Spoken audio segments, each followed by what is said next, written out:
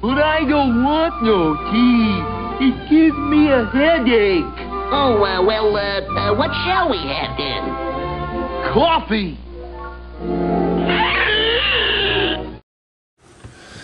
Well, hello everyone. I know it's been a very long time since I made a video. I've been very busy, and life sometimes takes turns that you don't expect, and you're just busy and stuff like that. So I wanted to show you what I've been working on. I know I was working on the Isherman, and there was so much photo etch. I finished the top and painted it, the turret I mean, and so now I've kind of given up on it for right now. I need to finish it before October. We got a contest I want to finish it for, but I just, so much photo etch, so much stuff I had to do, still have the lower hole to do, that I just got burned out, and I wanted to do something without photo etch, except for one little thing on this has photo etch. The rest is just built. This has been a joy to build. It is a Bronco model, German Seehund.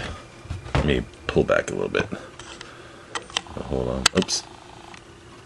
Anyway, it's a German Seehund, and it's a wonderful 1/35 scale, and it's just a beautiful model. I do have a liking a lot for subs, mainly tanks, but subs too. And I wanted to show you this. I'm going to go spray paint it a little bit. I want to put a primer coat on it, so I wanted to show you before I did that. It is just a joy to build. Let me pull this off so you can see a little better. Everything fit well. I had to use 10x7 along the seams. Matter of fact, along these seams that were there, I had to, what I did is I started at one end, I took all the tabs off and everything, started at one end, used 10x7, a little bit 10x7, and just micro welded it with 10x7, or methylene chloride, all the way down, and then I sanded, filled in, did every little detail work on it. It's gonna be a beautiful sub when it gets finished. Just really pretty. This is the late version. They found only one of these.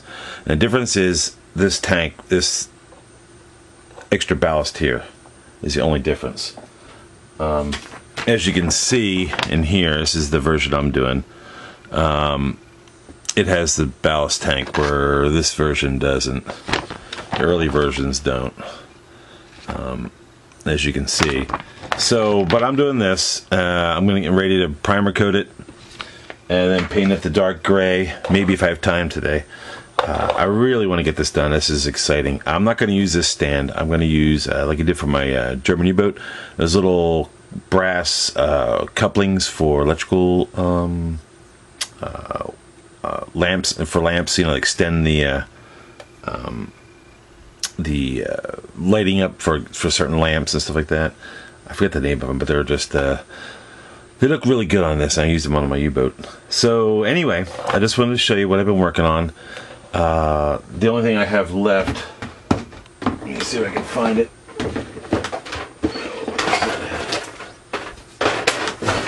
The only thing that I have left really to do are well, here's the clear capsule right there for the top that fits right on top here. Then you've got the photo etch parts. Let me see if I can show them to you. These little fins, I haven't taken it out of the bag because I don't want to lose them. These little fins right here, not fins, I know what they are. Well, they're for the front. Anyway, they guide the torpedo. I have to put those on. And then they give you this nameplate, but I don't know if I'll use it. It's got some Chinese writing on it. I don't want that. I'll have a plaque made for it. The torpedoes, I'll be right back, hold on. The torpedoes are just wonderful. They're in two halves. They fit together well. Same thing, 10x7, took out the tabs, lined it up from one end, started working my way down, make sure it's even all the way, sanded round, you know, like this. Not to give it any flat spots. The fins, I already broke one of them off, so they're kind of touchy.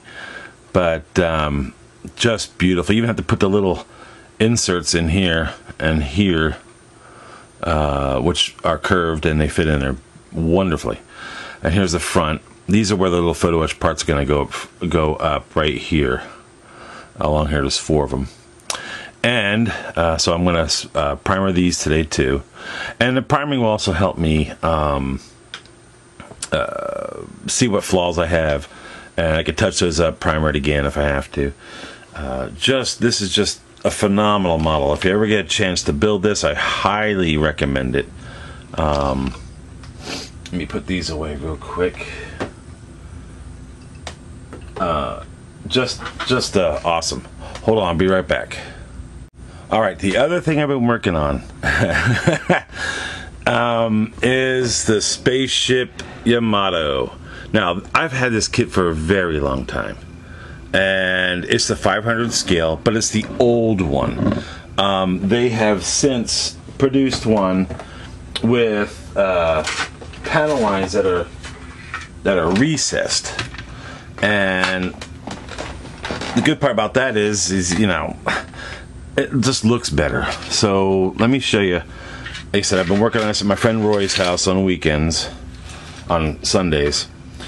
Problem with it is, as you can see, I've been doing some touch-up work, is all the panel lines. Let me see if I can find one. Right here, you can see it's a raised panel line. And when you go to sand, of course, you lose that detail. So, I saw this really cool thing on YouTube. And actually, I've had this tool for a very long time. It's made by, I'll post the thing on here, a company called UMN USA. It's a scribing tool. I bought it years ago. I tried it once or twice, didn't like it, but I watched a video by the owner of the company, and I was like, holy cow. That's how it works. That's how you do it. It's just fantastic. So basically, the reason I did it too is because once you put the 2 halves together, you can see all the putty work I've had to do on this. Once you put the 2 halves together, you lose all that detail here. So I wanted to re-scribe the lines. I don't make them, so they are like in most models, modern models nowadays. They're not raised, they're sunk in. So I got some Dymo tape. You've all seen this. Dymo tape. It's that plastic stuff. You use the little clicker thing here, put out name tags and stuff. Well, what I did was I take some Dymo tape. Let me show you a real quick thing here. Take a piece of Dymo tape. Where's the end? Right here. You cut to what length you want.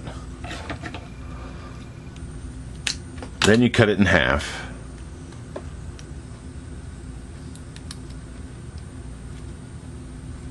And you can do this also by freehand. I'm not going to show you the whole thing, but take the back off. There's your straight edge on one side. You find the line that was missing or you've erased, and you just put it down here. You take the tape, like I said, you take the tape off, put it down, start at one end, work your way to the other, like that. Then you take the scribing tool and you lightly go along. You'll see just a little bit of curlicue stuff come off, just a little bit. Just do that, score it to where you want, and then you could, after you score, you could take the hook end if you want, and it makes it deeper, and you just come along here on the line and you just pull it, and you'll see more and more stuff scoring up. Like I said, you can use it this way. This will scrape it. Let me get you a little zoomed in there. Oops. You can do this. You can just push it and it will start scraping, or you could drag it. And this tool also has a blade part to it, like this. You can use this like a X-Acto blade and just scrape out an area if you want, for like if it's got a lot of flash on it or something like that. This tool is just phenomenal. Like I said, you can see here, let me see if I can get it close up. You can see here how I've done all this, scraped it up, and I've just got, see this one here? Right, see how it's raised? You can sit there and start scraping. You can also, if you want, I mean, I did this whole horizontal line back here, this whole thing right here, I did by hand. I sat there and just followed the line. See if I can get this in view for you. You just take it next to the line and you just start scraping like that. You just stay even and slow. I don't have my magnifiers on, which is stupid, but you just follow the line and you just keep scraping lightly till you get a good decent line, and then you can scrape a little harder with this side, or take and drag this along it and it makes it even deeper. This is just awesome. You can see all my, hold on, where is it? See all my panel lines. I've had to fill some of them, and there's some I gotta fix too. This one has a area over here that fits on top of this, but I just ran the line all the way through. This is just a phenomenal tool. You can see how I've come all the way to the front here and everything like that. But I guess I've got some touch up, and then what I did was I took sandpaper, and the old line that was there, it was raised up, I just erased it, just sanded it smooth. Then I took 10x7 and just went lightly over, just whoop, and it smoothed it out even more. I just can't tell you how really cool this tool is. I mean, it really does work. I've got a little bit more work to do. You know, I made all the panel lines.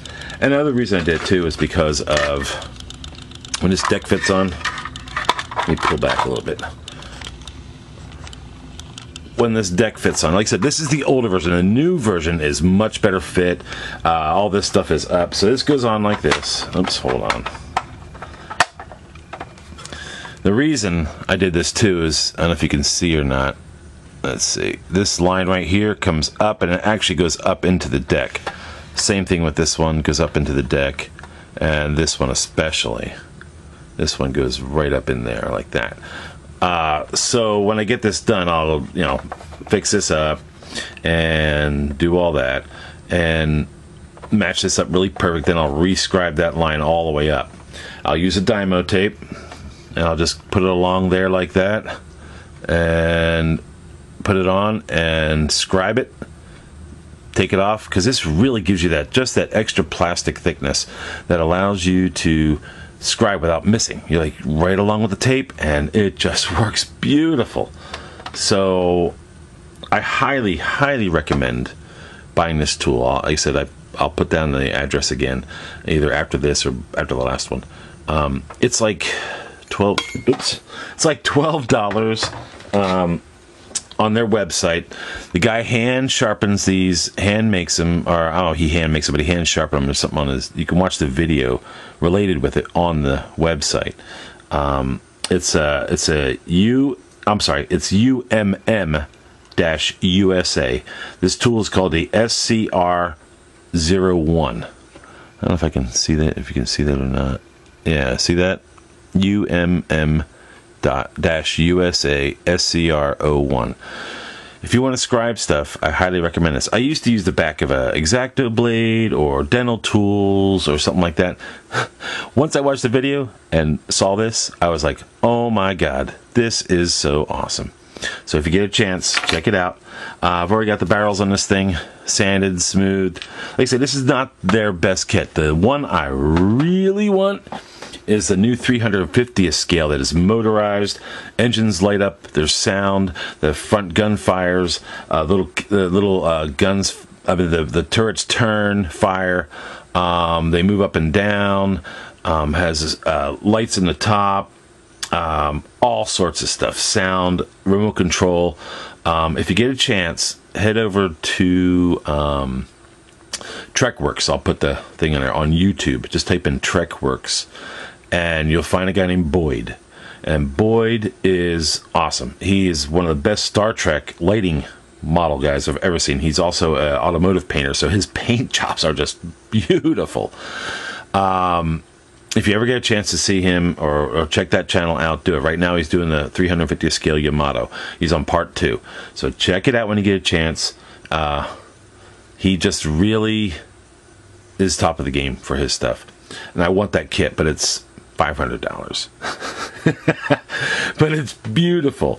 Compared to this is 500 scale. So it's going to be an extra, probably 3 or 4 inches longer than this, or maybe a little bigger than that. I am just so excited doing this. I've been wanting to do this for years. I don't know. I just got tired doing the photo etch. I got burned out, guys. I'm sorry. I need to get back to working on the Isherman. But this is very enjoyable. I'm learning something new, which is what we should all do as modelers. Always try something new. When you can, it's just great. And I'm very excited about this. I'm very excited about the Seehund. I want to do that. I want to finish that. So, like I said, I'm mismatched right now. I'm working and tired. Come home just dog tired, and I don't spend a lot of time doing this. I spend time with my daughter. She just started going to college, so I've been busy with her. And so, I'll get back to you as soon as I can. I miss modeling a lot. I've just been so busy with everything else. All right, well, take it easy. I'll try and get back to you as soon as I can. Try and keep up with you on this. If I start working on the Isherman, I'll update you on that and everything else. Photo etch right now is driving me insane. It looks wonderful. Photo etch is awesome. It adds so much detail to the model. But for me, a lot of guys it doesn't. But for me, it just got to me. It just, I don't know. I had to stop because my eyes were just like trying to focus in on stuff all the time, working with the micro stuff, tweezers, my high intensity glasses and stuff like that. Just really couldn't take it after a while. So working on something like this and the Seehund, which is just plastic. Oh, fantastic. All right, guys. Thanks for watching. I appreciate it. And be good. And I'll talk to you soon. Bye. All right, real quick update. She's all primered. I've got a couple small flaws that I have to touch up. I got stupid hair or fuzz got on here, and I let it dry for a little bit. Then I picked it off with tweezers, and then I found another one back here. Like, damn it! But I've got some minor issues along the seam line up here. Little tiny things that's got to touch up, but that's okay. No big deal. Oh yeah, and last time, the only difference between this one and the early versions was this tank and the rudder system. The other one had a cone thing on it, you know. So this is different. But other than that, it's the same basic look of all the Seehunds. All right, well, I just wanted to update you on that. You can see I use a screw and hold it, and I have a wire here that I hang it by. Let me show you. So when I hang it in my garage, while I'm painting outside, I can just hang it upside down, and it works fine. If I haven't told you before, Model Master Primer. Awesome stuff. If you're going to do enamels, buy this and use it. It sprays beautifully. So, as you can see, it's looking good. Like I said, some minor. Oops. Oh, jeez. Okay. No more playing around. When you have a screw in here, this thing wants to go wee, wee. Also, got the top hatch done. As you can see, my friend Vinny, I get all these little white panels from downspout boxes, and they work great for doing stuff like this. Awesome. Also, remember, what is it, this one? Yeah. Remember when you are cleaning up, and move your parts farther away, because when you're using thinner and you're cleaning something out, sometimes things splash 2 feet away. They've got a tiny, tiny little mark. I don't know if you can see it or not. But anyway, it's a tiny thing where some, where is it? Where some thinner hit. So, oh well, that's okay. It's got to be sanded. And I see a slight seam line here, so around the edge, so I'll have to play with that. That's one thing you do. When you primer, you can see all your mistakes, and you fix them, put a little primer back on top, and then you can go ahead and do everything else. And this, I noticed a couple spots I really, went up and down, I sprayed up and down on these things, and I still didn't hit a couple little areas. And that's 2 coats. Darn it. Oh well, but they turned out really nice. Really, it's nice to see a uniform color on there, a good primer that your paint will adhere to. Like I said, I'll be doing a second coat, a touch-up coat, once I get this dry for a day or two. Then I'll be using my red putty and touch up little flaws, and I'll be ready to rock and roll. All right, everybody. Quick update at the end of this. I know it's a long video. All right, everyone, be good. See you later.